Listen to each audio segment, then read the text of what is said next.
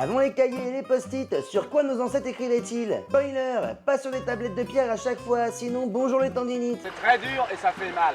Laisse-moi te présenter le papyrus, le vrai premier papier de l'histoire. Il a été inventé en Égypte il y a plus de 5000 ans. Il a servi de support à des poèmes, des contrats, des recettes de cuisine. Et sûrement quelques listes de courses égyptiennes oubliées. Ah, bah c'est sympa.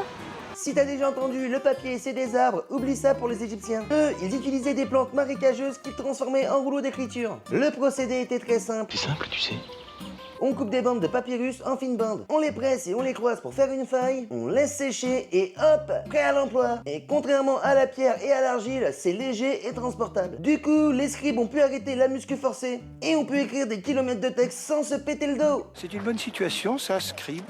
Mais vous savez, moi je crois pas qu'il y ait de bonnes ou de mauvaises situations. Le papyrus devient le support officiel des Égyptiens pour tout. Les textes religieux, parce qu'il faut bien que les dieux puissent lire leurs propres règles. Les documents administratifs, parce que déjà à l'époque, la paperasse c'était un enfer. Les sciences et la médecine pour noter les remèdes et éviter de refaire les mêmes erreurs. Grâce au commerce, le papyrus envahit tout le bassin méditerranéen. Les Grecs, les Romains, tout le monde veut son rouleau de papyrus. Mais Allez, accouche, chez toi, pan. Y a qu'une méthode, les aveux. il y a un gros problème, l'Égypte a le monopole sur le papyrus. Et ça n'a pas plu aux Romains qui dépendaient complètement de leur importation. Fumier, ça va chier.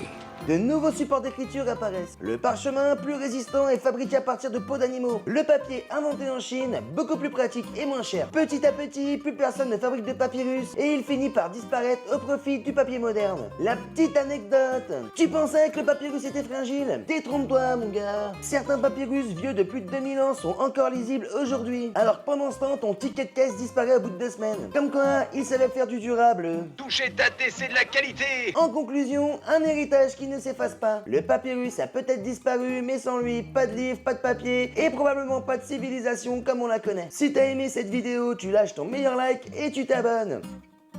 C'est tout pour moi.